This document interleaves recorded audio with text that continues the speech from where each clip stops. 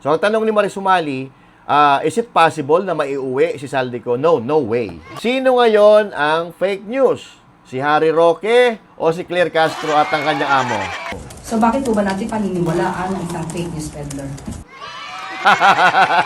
Dahil natatakot umano ang administrasyon na managot sa bilyong-bilyong pisong perang ninakaw. Banat pa ng bise ang totoong magnanakaw. Hindi sa bangko itinatago ang pera, kundi sa maleta. Mag-among Claire Castro at Marcos Jr. booking sa pagsisinungaling.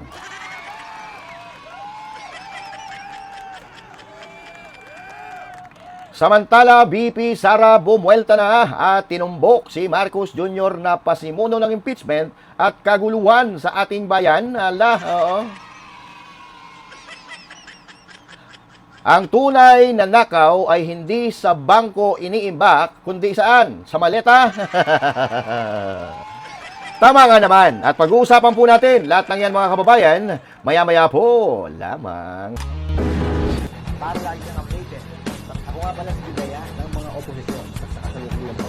At sabi nga, galit na galit ang mga dapuhan ng Pangulong Duterte. Kung hindi ka pa nakakapag-subscribe, i-subscribe mo na yan! At syempre, magandang araw mga banateros at mga kababayan ko Pilipino sa iba't ibang panig ng mundo. Ako po si Master Judea, tayo nagbabalik para banatan ng mga salot at mga tiwali, mga magnanakaw sa ating bayan. At syempre, palakpakan ang tunay na nagmamahal sa ating bansang Pilipinas. Dahil sabi nga, kapag mahal mo, ipaglaban mo. Yan. Okay. Okay. Kung mahal mo, talinuhan mo.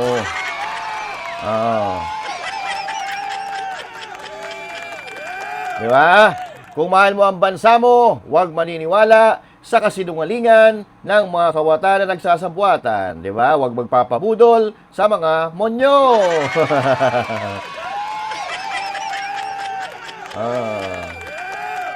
At syempre, huwag kang magpapaloko sa mga diablo.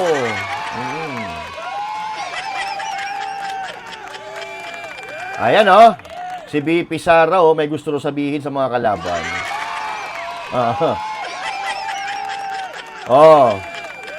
Kumusta daw kayo mga kupal? Diba? Kumusta daw ang mga nagsasabuatan sa nakawan at itong mga binabayaran para banatan ang kanilang mga kalaban at pabagsakin ang mga Duterte? Yan. Sabi ni BP Sara, wala daw siyang pakialam sa nararamdaman ninyo na mga ginago.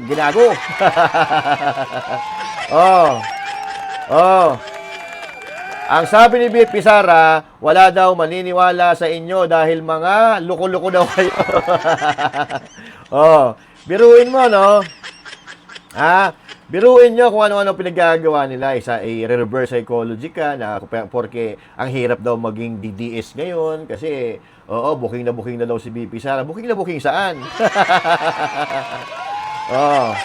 Diba? Halatang halata ang kanilang mga kasinungalingan, lahat kakargahan para lang masira ang kanilang kalaban. Naku po,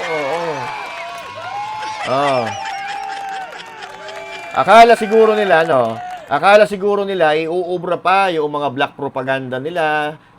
Wala, malabo na dahil matatalino na ang masa. Tulad na lang halimbawa, di ba?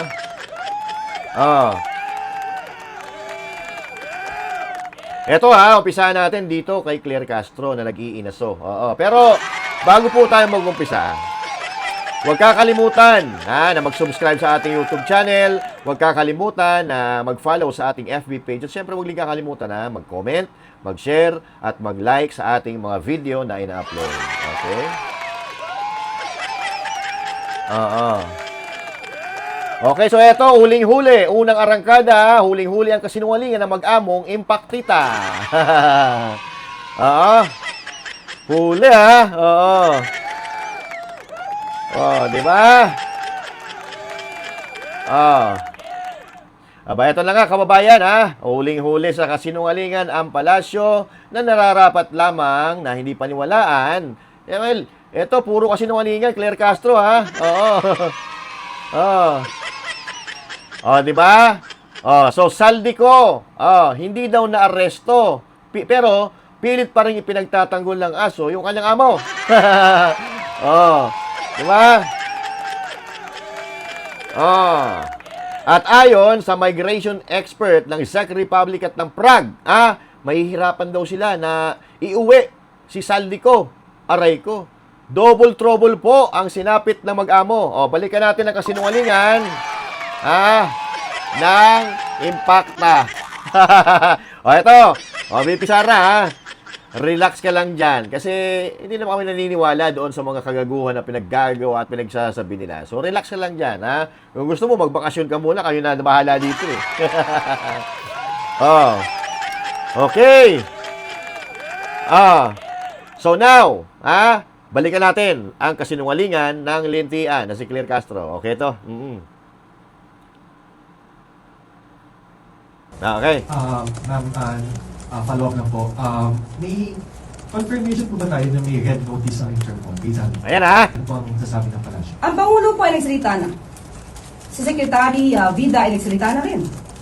So bakit po ba natin paniniwalaan ang isang fake news peddler?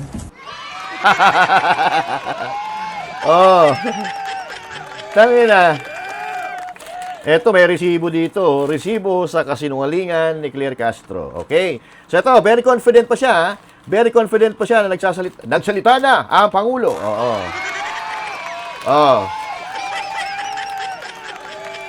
So, ibig sabihin, kapag nagsalita na ang Pangulo, maniniwala na tayo. Tanginan nyo. Ipinipilit po ni Claire Castro na maniwala tayo sa Pangulo na kanyang amo na napakasinungaling.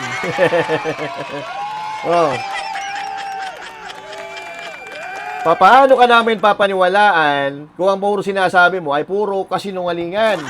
Tayo na, wala pa nga natupad sa sinabi niya nung nakaraang halalan eh. Tapos ngayon, gusto mo kami paniwalain na nagsalita na ang Pangulo. Ano ngayon? Ano ngayon kung nagsalita na yan? Kung nagsalita ba yan? Ang tanong, katotohanan ba pinagsasabi niyan? Ito ang problema, Claire Castro. DOJ, kinumpirma na hindi na-arresto si Saldico taliwa sa anunsyo ni PBBM. Ang tangin na. So, nasaan na ngayon? Nasaan na si Claire Castro? Bakit ganito? So, hindi po porket sinabi mo na nagsalita na ang Pangulo, maniniwala na mga Pilipino. So, ito, panggagago. Ayan.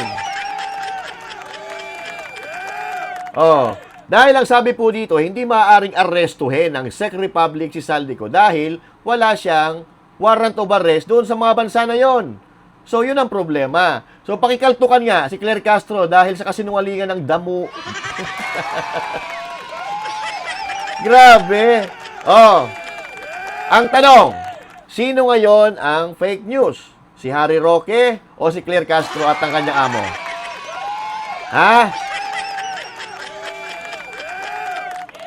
So, kayo na po ang humusga, mga banateros, mga kababayan kong Pilipino.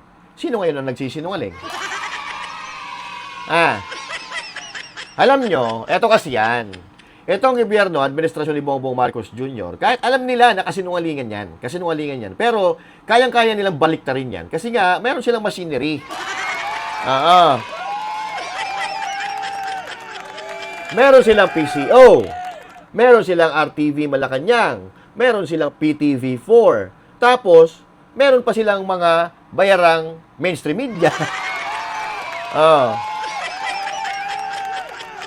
Kaya, dahil sa ginagamit nila ang kapangyarihan ng gobyerno, kapangyarihan at resources ng gobyerno, parang nababaliktad, parang nagiging sinungaling ang mga bumabatikos sa kanila. Na kung babalikan natin ang series of events, wala pa naman po sila napapatunayan doon sa mga sinasabi nila. 'Di ba? So, at ito na nga, umaapila pa. Huling-huli na nga kasinungalingan, magpapalusot pa.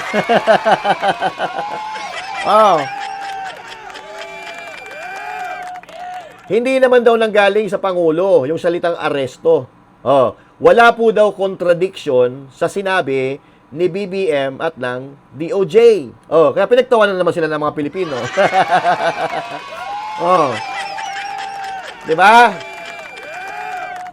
Magpapalusot pa. Pero ang sabi noong amo niya doon, April 16, nahuli na si Saldico. At sinigundahan pa po yan ng PCO. Sinigundahan. Ayan o. Arestado daw si Saldico. Nahuli, nadakip. Arestado si Saldico. Pero ang sabi ni Claire Castro, hindi naman daw niya sinabi ng Pangulo. Samantalang, napakalinaw po ng sinabi ni Bongbong Marcos Jr. Ayan sa screen. Sabi niya, nahuli na si Saldico.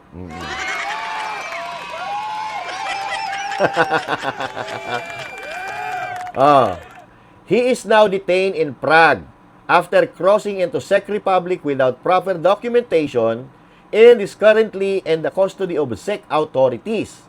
We are in close coordination with the Czech government to ensure that all legal processes are followed and to arrange his return to the Philippines and at the soonest possible time. We will keep the public informed as development unfold.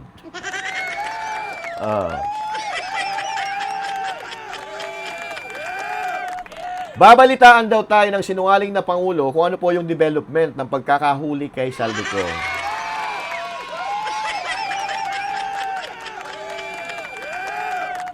At ang tanong dito, ano po ang pagkakaiba ng nahuli at ng naaresto?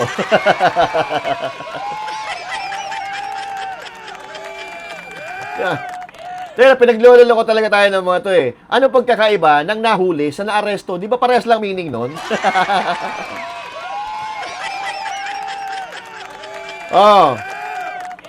At sabi pa niya, pipilitin daw at gagawin lahat ng proseso para mapauwi sa Pilipinas si Saldico.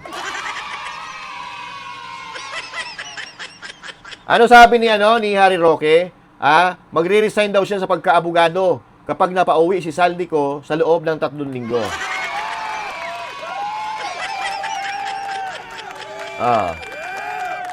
Isa pa yan po sa mga kasinungalingan na mag-among loko-loko. May sayad yung ulo. Alam nyo kapag incompetent kasi, lahat po sasabihin nila para magmukha silang may ginagawa. Para magmukha silang matalino, para magmukhang may ginagawa sila para sa mga Pilipino. So eto, ano sabi dito? Magandang araw po sa inyong lahat. Sige. At magbibigay na ako sa inyo ng Update. pahayag tungkol sa kalagayan ni Saldico. Nanatili po siya sa kustodiya ng Czech Republic. At isinasagawa natin ang lahat ng mga kinakailangang hakbang para sa kanyang pagbalik dito sa Pilipinas. Galing Inutusan ko ang Department of Justice Galing mag-utos, kasama ang Department of Foreign Affairs na pangunahan ang pakikipag-ugnayan sa mga otoridad ng Czech Republic upang matiyak na maayos at naayon sa proseso ang lahat ng kinakailangan. Magpapadala rin ng high-level coordination team upang tutukan ito. Dami Ang ganitong mga proseso ay may sinusunod ng mga legal na hakbang sa pagitan ng mga bansa. Kaya nangangailangan na sapat na panahon upang maisagawa ng tama. We will bring Saldico home and we will do so in accordance with the law. He will answer to the Filipino people. Diba? He will answer to the Filipino people. Diyan, lupit Akala mo mapapauwi talaga So, paano mapapauwi? Pinagloloko talaga tayo ng mga ito, mga kababayan. Pero alam ko na hindi naman kayo maloloko ng mga ito. Dahil ito po yung ginagawa nila, propaganda, para kahit pa paano malihis ng konti ang issue dyan sa flood control project. Na alam naman natin na ito talaga yung pangunahing ugat ng kaguluhan sa ating bansa. Kaya nga, nagkakaroon ng division Di ba? Kaya nagkakaroon ng division ang mga Pilipino dahil sa flood control. Dapat, iisa ang layunin natin para mapanagot ang mga mastermind sa flood control. Pero ano nangyayari? Meron nagtatakipan, pinagtatanggol pa yung mga kawatan. Kaya ngayon, wala pang malaking isda na naipapasok dyan sa loob ng kulungan. So now, ang tanong dito, tayo po, mga kababayan, gusto natin na mauwi na talaga si Saldico para matapos na yung mga agam-agam, masagot na yung mga question or mga katanungan sa ating isipan kung sino talaga yung mastermind. Pero maniwala kayo, mga kapatid, hindi nila iuwi si Saldico dahil alam nila kung sino ang ikakanta ni Saldico. Diba? Mas gugustuhin pa nila na manatili sa Saldico sa ibang bansa habang sila ang nakaposisyon, Kasi ako naniniwala ako, mga tao pa rin yan. Kahit mga sa demonyo, ang mga ugali niyan, mga tao pa rin yan. May mga konsensya pa rin yan. Kasi namamayat nga eh. 'Di ba? Namamayat si Romualdez, namamayat nga si Marcos Jr. O ibig sabihin, tinatamaan sila ng konsensya. So nag-iisip sila, hindi sila makatulog dahil doon sa mga anomalya na nangyayari sa ating bansa. Pero, eto mga kababayan, survival po ito. Etong administrasyon ni Marcos Jr., survival na po ito. At ang sinasabi nga natin, nakaraan pa, like 1 year ago, na wala nang ibang gagawin ng Marcos administration, kundi sanggain ang mga kritisismo at yung mga ibinabato sa kanila na katiwalian sa gobyerno. Kaya, ano pang aasahan natin dito? Halos 2 taon na lang sila na nandyan, na nakapwesto. Yung 3 taon nga na dapat nagpapasikat sila para matulungan at mapagaan ang buhay ng mga Pilipino, wala sila nagawa. Ngayon pa kaya na matatapos na ang kanilang termino? Ang gagawin nito, maglalagay ng pera sa maleta. Diba? Nagsinungaling na sila na naaresto si Saldico at nagsinungaling pa sila, double trouble nga. Nagsinungaling pa sila na maiuwi nila si Saldico. Dahil ito, ayon mismo sa immigration officer ng Czech Republic at ng Prague, mahihirapan daw na mauwi si Saldico. Diba? Matatagalan, mapauwi si Saldico kung susundin ang tamang proseso. Pero kung pipilitin nila na iuwi si Saldico, ay hindi po pwede yun. Dahil hindi nila mababayaran. Di ba? Yung Prague, Czech Republic, mga mayayamang bansa yan. Hindi nila mababayaran yan. So, there's no chance na pilitin nila na mapauwi si Saldico as soon as time possible. Di ba? Kasi ito, panoorin po natin at pakinggan ang sinabi ng immigration officer ng Czech Republic. Ito. Panoorin natin. Value or weight will it have when high-level officials from the Philippines will be coming over to request the Czech authorities to have him handed over back to the Philippines? Well, it's definitely a message, for the Czech government that it's important, and there is something. It's a case that they need to have a close look, but they cannot influence the courts. It should be independent from any political pressure or intentions or anything. So it's probably necessary for the Philippines and the Czech Republic to negotiate about it, or to start the procedure of extradition to do it, but it has some limits in how it can influence the result. The Justice Secretary, the head of the Justice Department from the Philippines, will be coming tomorrow, and he has bring him immediately. Bring him immediately. No way. So No way. Tinatanong po ni Maris Sumali kung bukas o ngayong araw na ito pupunta ang DOJ Secretary sa Czech Republic para kunin si Saldico. So ang tanong ni Maris Sumali, is it possible na maiuwi si Saldico? No way. Hindi po pwede. Oo. So yun nga sinasabi natin, nakasinungalingan. Kasi sa sobrang kayabangan ng gobyerno, administrasyon ni Marcos Jr., ay napapahiya sila lagi. Nabubuking yung kanilang mga kasinungalingan. for example, he came here and then for him to be able to escort him back to the Philippines. No. Be like kidnapping. No way. So yun po, pagka pinilit daw nilang kunin si Saldico diyan sa Prague man yan or sa Czech Republic, that's kidnapping. So hindi po pwede at hindi po papayag diyan ang Czech Republic. Mapapahiya sila diyan. So yung isang tao nasa bansa ninyo tapos kikidnapin, masisira bansa nyo kasi ganyan pala medyo hindi pala maganda ang pamamalakad sa Czech Republic kasi yung mga namamasyal diyan or nagbabakasyon diyan ng mga ibang lahi nakikidnap. So, hindi papayag ngayon ng Czech Republic. No. Not going to happen. There has to be a decision made by the Czech authorities. One of them, like deportation, or if he decides to go voluntarily, then it would be possible. Definitely. But I don't think that's gonna happen. Yan. Kung voluntaryo daw na isuko ni Saldico ang kanyang sarili, halimbawa, may pumunta doon, Department of Justice, tapos, kusa siyang sumama pa uwi, okay lang yon. Pero, pag ayaw ni Saldico, hindi nila po pwedeng pilitin. So, ito po ay idadaan sa tamang proseso na medyo matagal na proseso. Dahil hindi rin nga papayag ang Czech Republic na basta-basta nilang kunin si Saldico. That because he has been in hiding Yeah, of for course. several months. Yeah. So, but no, they will No. take him back. And if yes, then it's gonna be like a huge case here, probably. Yan. So, pag sinabi daw, pag kinuha nila si Saldico, malaking kaso yan. Malaking issue yan sa Czech Republic. So, hindi sila papayag.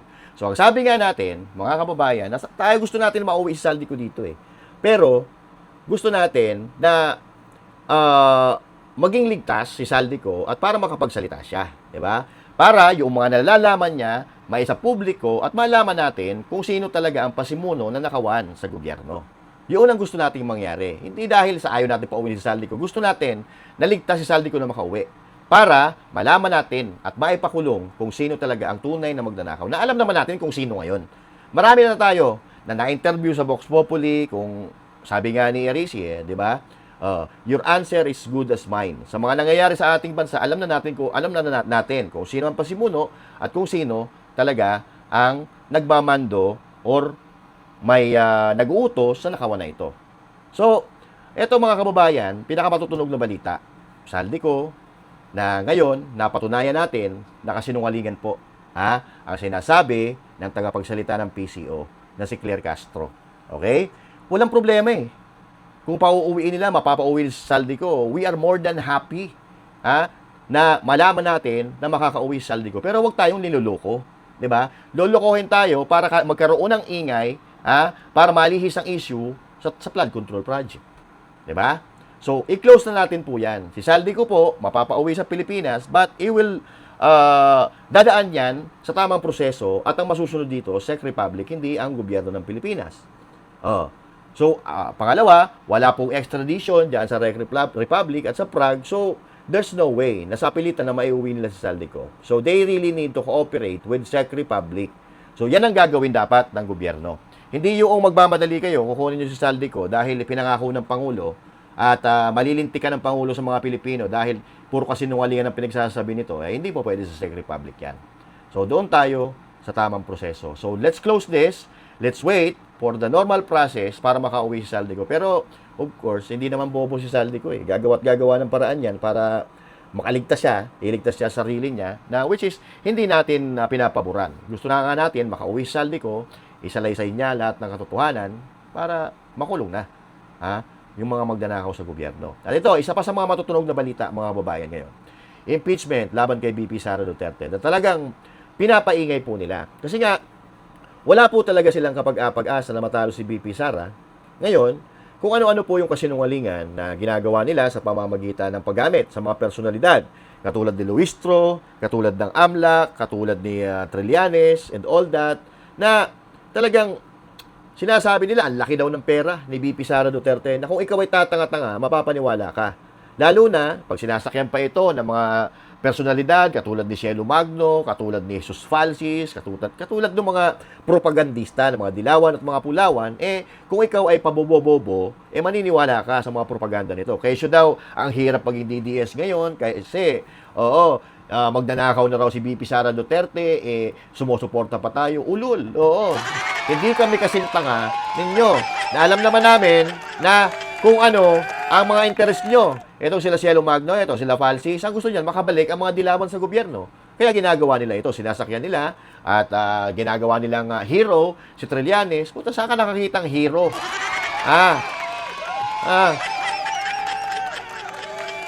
Ano yung comedy? Saan ka nakakita ng hero na ang sombrero kaldero? So, ang totoo dito, etong mga propagandista, nire-reverse psychology kayo. Para mapaniwala kayo at magbago ang suporta ninyo, i-atras ninyo ang suporta ninyo kay BP Sara Duterte, yun talaga ang gusto nilang mangyari. So ngayon, pag-usapan po natin lahat ng malinaw po, malinawan ng mga Pilipino, malinawan po ang lahat, kung ano po talaga ang nangyayari. At yung pananahimik ni BP Sara Duterte, hindi siya pumupunta sa Justice Committee hearing. Bakit siya pupunta doon?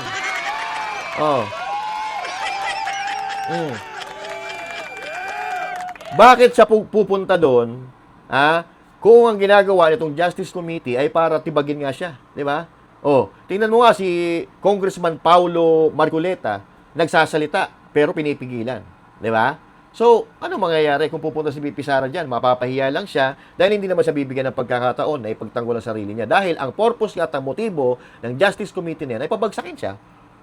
Di ba? So, Gagamitin nila yan. Okay, so takot si VP Sara Duterte, duwag si VP Sara Duterte. No, it's not. Di ba? Dahil ikaw, yung baraha mo, hindi mo lahat ilalatag para may pag-asa kang manalo. Di ba? Kung mababasa nila lahat ng mga baraha mo, di sigurado talo ka na.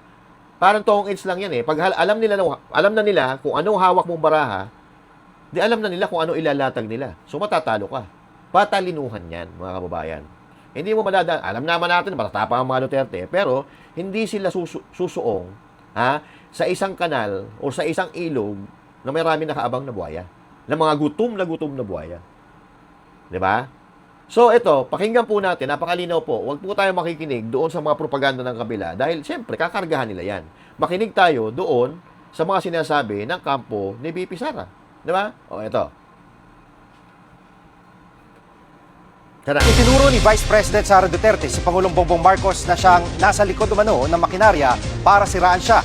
Kasunod yan ng mga pasabog sa impeachment hearing tungkol sa manay hindi mapaliwanag na yaman ng bise. Live mula sa TV5 Media Center nangungun sa balita si News 5 Justice Correspondent Camille Samonte. Camille, anong basihan ng payag nito ng bise laban sa Pangulo?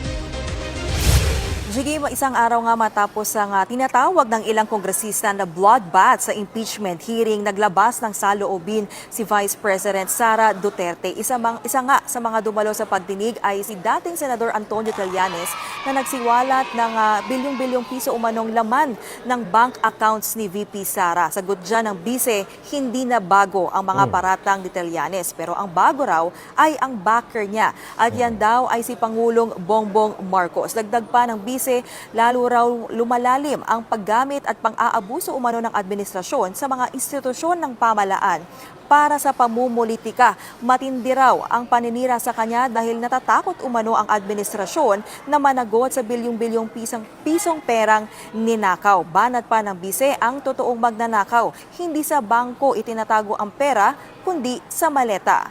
Yun, mga kababayan. Yan ang problema natin. Oh. Yan naman lagi ang sinasabi natin eh. Ginagawa nila yan kasi nga gusto nilang para makaligtas sila sa pananagutan. Kasi nga, kapag si VP Sara Duterte, uulitin natin, kapag si VP Sara Duterte ang naging presidente, lintik lang ang walang ganti. Hindi sa pagiganting personal kundi sa pambabalasubas nila sa pera na pinaghirapan ng taong bayan.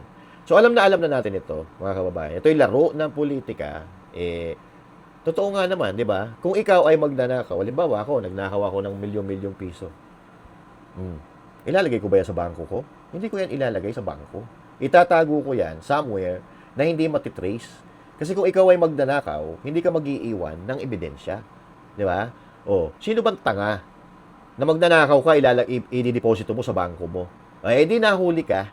Sa tingin nyo, ganun katanga si VP Sara. At ito mga kababayan, sinasabi pa nila na napakarami raw pera ni VP Sara Duterte. Bilyon-bilyon daw mula 2020s, year 20s hanggang 2026, napakarami daw ng pera pumasok sa bangko ng mag-asawang VP Sara Duterte at ng asawa niya, no?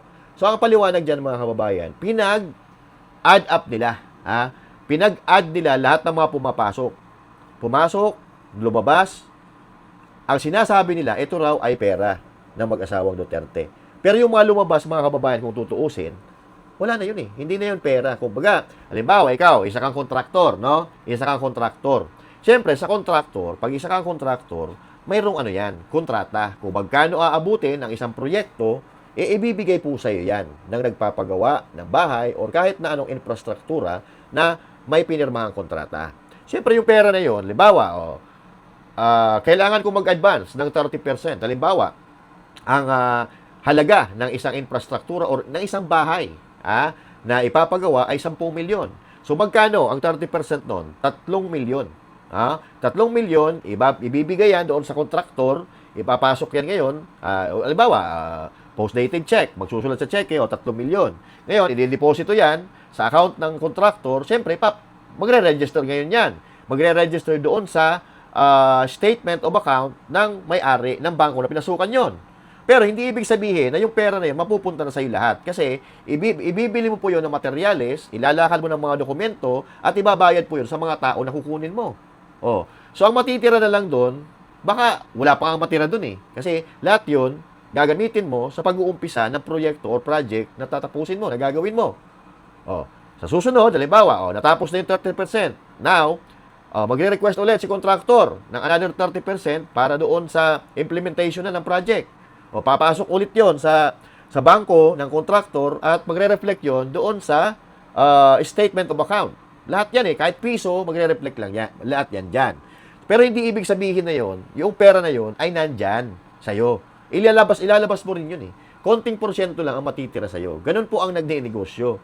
Hindi po yung lahat, lumabas, pumasok, i-add mo, kaya umabot sa ganun kalaki. Billion daw. So, kung halimbawa ko, pagbabasihan mo rin, halimbawa yung personal na account ko, di sana milyonaryo na ako ngayon. Di ba? Milyonaryo na sana ako.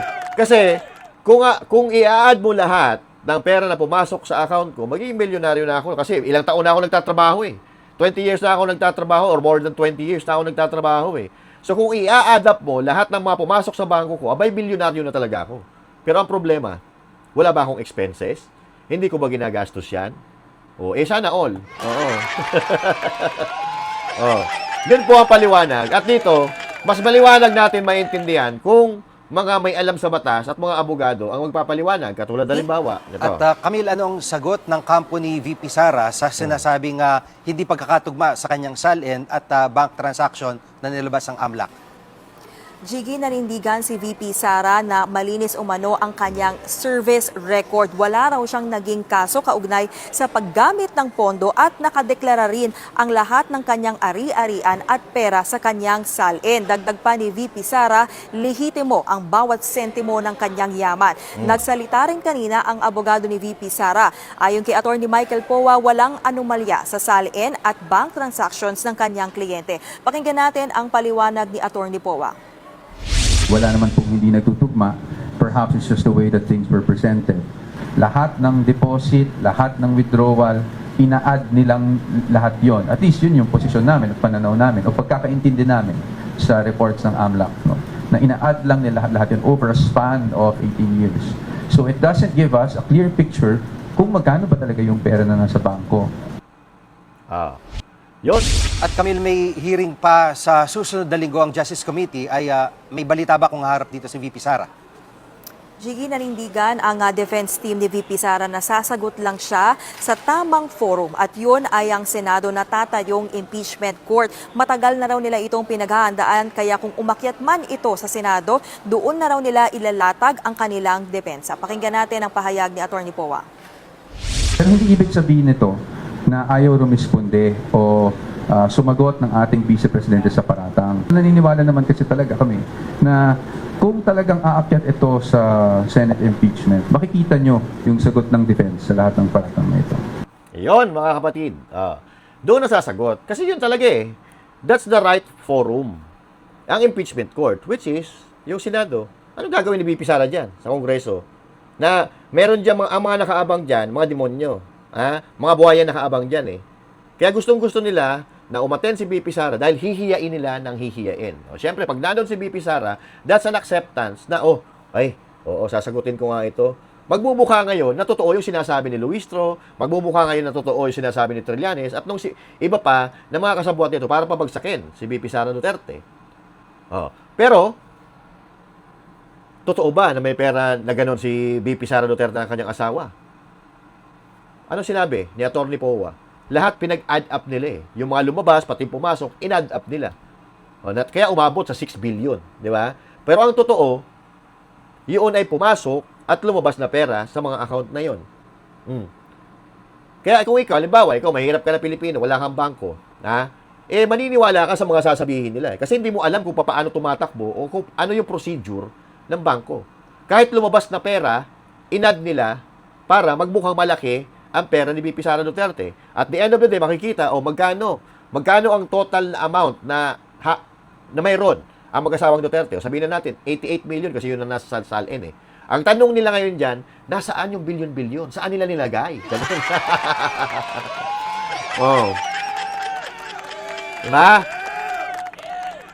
Pero ang katotohanan dyan, yung mga pera na yan is outgoing and incoming. So, pinag-a-add nila, kaya umabot sa ganun kalaki. So now, kung halimbawa, ganito ang paratang sa'yo, sasagutin mo na lahat ngayon. O inilatag mo na lahat ng baraha mo. Inilatag mo na lahat. Nakita na nila, nalaman na nila ngayon lahat ng sagot. Kasi kung ikaw ay matalino, hindi ka basta-basta papatol doon sa mga kasinungalingan nila na walang kabuluhan. Doon sa proper court, doon natin. Kasi lahat yan, recorded yan. Pag sinagot ko yan, notaryado yan, so ibig sabihin, yan ang magiging official statement ng magkabilang panig. So bakit ka sasagot ngayon? Hayaan mo sila magpiesta dyan. So sa bandang huli, na kay BP Sara Duterte pa rin ang halakhak. Ang huling halakhak, tandaan natin, na kay BP Sara Duterte. Relax na relax nga yung abogado niya. Si BP Sara, relax na relax. Gusto pa nga magbakasyon, di ba? Tuloy natin. Well, the defense team is not here to lose, di ba? So, binuo kami, we only have one target. It's not just to win, but actually to show the general public and the people of the Philippines na walang katiwalian, na walang katotohanan sa mga ikangay katiwalian na binabato sa ating Vice Presidente. And when we talk about vindication, last year, di ba, tinatanong kami, do you feel vindicated with the Supreme Court decision? Kami mismo nag-admit na hindi kasi wala pa tayo sa merits. So maybe only that time will the Vice President feel vindicated, no? And that's what we're here for. We're here to protect the rights of our client, and we're here to show the evidence, to present the evidence, to test the evidence of the prosecution, and to show the Filipino people na hindi corrupt ang ating Vice Presidente at walang katiwaliang ginawa ang ating Vice Presidente sa kanyang termino. Ang tanong na lang dito, kanino ka maniniwala? Kay Trillanes, kay Luistro at mga kasabwat nila? O kay BP Sara? Kanino ka ngayon maniniwala? Na this is the first time na magkakaroon ng kaso si BP Sara regarding sa korupsyon. Hindi pa kayo nagtataka? Bakit noong mga naunang taon? Mula nang umupo si BP Sara Duterte sa panunungkulan sa gobyerno, bakit wala siyang kaso? Dahil mayor siya sa Davao. Kahit mayor ka ng Davao, o ikaw ay nagnakaw, masisilip yan na nasyonal. Si Laila de Lima, di ba? Pinagbintangan dati si Pangulong Duterte na ganito, ganyan, ikaw sindikato, marami kang pera. May nangyari ba? Wala. Lahat lang yun, propaganda lang. Kung tutuusin nga, di ba, kinwestiyon nga ni Jingoy Estrada si De Lima na bakit dati DOJ secretary ka? Alam mo pala si Digong ay may ninakaw na ganito. Si Digong ay drug lord pala. Bakit hindi mo kinasuhan? Dahil nga, wala naman silang ebidensya. Ang tawag dyan, propaganda. Politika. Di ba? So, parehas lang itong ginagawa nila kay BP Sara. Di ba? Ipapakita yung mga records na ganyan. Kung tutuusin, bawal nga yan. Pero okay na. Pinakita nila. So, bahala na yung kampo ni BP Sara Duterte na magkaso sa kanila kung may nilabag sila sa batas ng Pilipinas regarding sa AMLAC. So, ngayon, ang sinasabi at nabalibalita natin ay pinag-aaralan na ng kampo ni BP Sara Duterte kung paano kakasuhan ngayon ng AMLAC. Dahil kung tutuusin, mga kababayan, ayaw magsalita ng AMLAC, ayaw maglabas. Pinalitan 8 days ago or 10 days ago na bago po ang direktor ng AMLAC ngayon, yung mataba, na pag pinagsama, para pinagsama mong Jude Asidre tsaka Martin Romualdez, ang itsura, na may ice cream sa liig. Di ba? So, ngayon,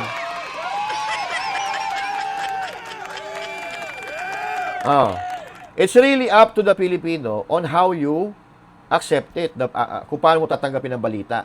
And at the same time, you need to analyze. You need to visualize, you need to think about it, kung ano pa talaga nangyayari. You need to research ngayon. Kung paano, ano ang ginagawa nila. Kung tanga ka, wala na.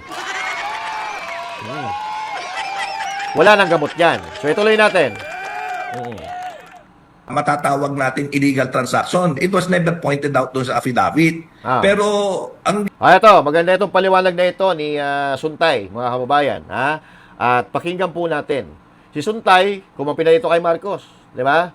Binanatan nga natin ito dahil dati, pinagtatanggol nito kinandidato pa ito ni BP Sara Duterte dati.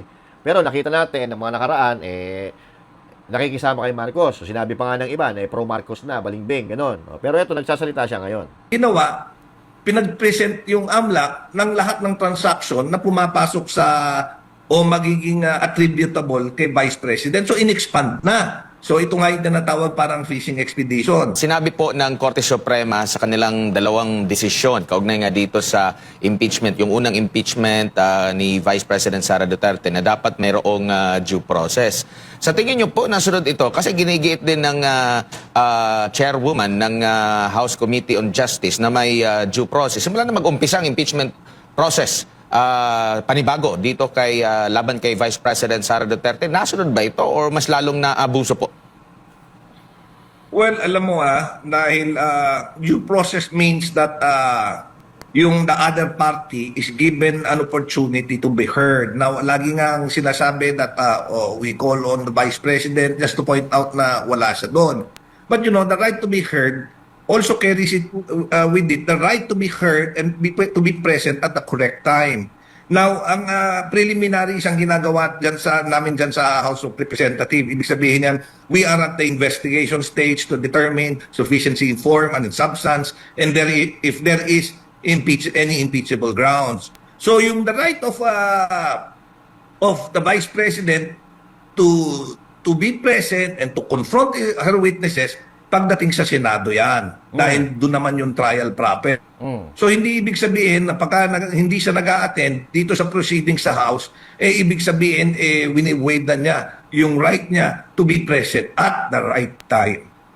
Possible din po ba na kaya pinagbigyan yung lahat ng mga nag-aakusa dito kay Vice President Sara Duterte kasi tingin nila parang hindi uusad itong impeachment pa Senado? Well, posible rin yun, pero alam mo, as we pointed out, pino-point out ko nga that dapat yung mga usapin nga nung hearing should have been limited to what was contained in the affidavit. Yun lang dapat ang pag-uusapan kung ano nung sinubmit. Pero, alam mo, expanded na yung ginawa kagaya yung presentation nung AMLAC. Hindi naman nakalagay sa affidavit doon sa complaint specifically kung ano ang mga transactions which were matatawag natin illegal transaction. It was never pointed out doon sa affidavit. Pero ang ginawa, pinag-present yung AMLAC ng lahat ng transaction na pumapasok sa o magiging attributable kay Vice President. So in-expand na. So ito nga yung tinatawag parang fishing expedition. Yan. Fishing expedition, mga kababayan. Tama.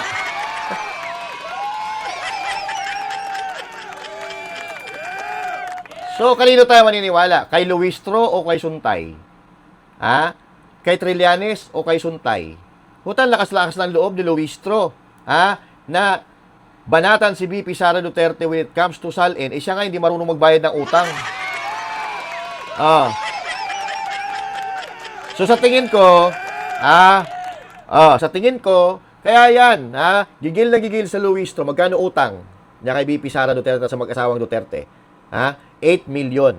Pag na-impeach si VP Sara Duterte, syempre, mawawalan ng saysay yung utang. Pag na-impeach si VP Sara Duterte, pwede nila hindi bayaran yun. Kasi, ang sasabihin nila, sinungaling yan. Si VP Sara Duterte, wala naman talaga akong utang sa kanila kasi na-impeach niya. Pero ang tanong, may impeach niyo ba?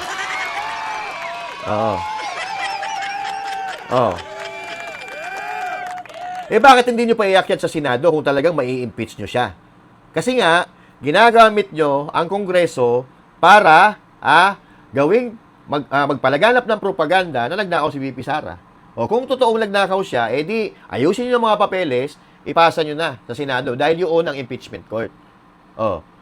Akala ko ba, sigurado na kayo sa mga ebidensya ninyo? Bakit may mga hearing pa? Bakit? Siyempre, kada hearing, sabi nga nila bayad At kada hearing, that's a possibility and that's a chance for them para siraan si VP Sara Duterte. Tingnan nyo kung ano nangyayari. May naniniwala din. Kahit pa paano, may naniniwala. Katulad na sinabi ko, the purpose or the motives is not to impeach VP Sara but para talunin si VP Sara Duterte. Sinisira nila. Kaya nga, nakikita natin ngayon mga propaganda nila, di ba? May bagong survey na lumabas. Ang sinasabi nila, konting-konti na lang ang labang ni VP Sara kay Leni Robredo. Di ba? Kasali yan. Kasama yan sa propaganda nila. Maglalabas ang AMLAC. Magsasalita si Romualdez, maglalabas ng figures ng AMLAC para magmukhang totoo. Yung sasabihin ni Trillanes, di ba? Nagsalita si Trillanes, naglabas ng AMLAC. Oh, ngayon, kita nyo na, tama yung sinabi ko all along. Si Duterte ay magnanakaw. Dinipensahan ngayon. Kasi i-justify ngayon ng AMLAC yung sinabi ni Trillanes. Pero, yung sinasabi ni Trillanes, kasi nungalingan, ginagamit lang yung AMLAC para magmukhang totoo yung sinasabi niya. Di ba? Ganun po ang diskarte. Oh.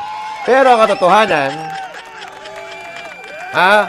alam nila na hindi mai-impeach si BP Sara. Bonus na lang pag na-impeach si BP Sara Duterte. Pero ang purpose nila is to spread black propaganda para masira si BP Sara Duterte. Para ikaw na Pilipino, mapaniwala na kanila na totoo ang sinasabi nila. Oh, pero ang sabi nga natin, Pilipinas, Duterte pa rin. Kahapon na nakikinig ako dun sa press. Yun po yung sinasabi ko kanina. Inad nila lahat. Yung fund transfer, yung deposit, yung withdrawal, inad up nila. Kaya umabot sa ganung figure. 'Di ba? Tandaan natin, magkano po ang bayad sa mga abogado? Sige nga. Alam na alam yan sa mga nagkakaso na. Alam na alam nila yan kung magkano ibinabayad sa mga abogado. Umaabot po yan ng millions of pesos. Depende sa weight ng kaso na hahawakan. So, in 20 years time ba, imposible na magkaroon ka ng 88 million? Kasi ang totoong pera ng mga Duterte ay 88, ni BP Sara at kanilang mag-asawa, 88 million lang naman. Yung 6-point-something billion, that's accumulated amount, kasama yung deposit, kasama yung withdrawal, kasama yung bank transfer, at lahat ng transaksyon sa account ng mag-asawang Duterte. In-add up nila lahat. And that's the reason why they came up with such figure. Na sinasalsal ngayon ng mga mainstream media, 6.7 billion, 6.7 billion ng pera. Saan kaya napunta yan? Pero ang totoong pera ay 88 million lang. Kasi yun ang declared sa salin ni BP Sara Duterte. So ang tanong, malabo ba na magkaroon ng billion transaction sa isang account ng dalawang mag-asawang abogado at maraming negosyo? Hindi. So ngayon, masisira ba nila ang mga Duterte? Hindi. Marahil may naniniwala, pero yung mga tunay na nag-aanalisa, yung may mga taong may mga malinaw. Di ba? Kahit grade 1 may intindihan Nag-deposit ka ng 2,000. Withdraw mo yung 1,000. Ang tunay na pera mo, 2,000. Withdraw mo yung 2,000, pero lalabas dun sa transaction, 3,000 na. Kasi may another 1,000 ka. Tapos, halimbawa, hindi mo na kailangan yung 1,000, ibinalik mo ulit sa bangko mo. So, yung transaction, magiging 4,000 na. Pero ang totoong hawak mong pera ay 2,000 lang.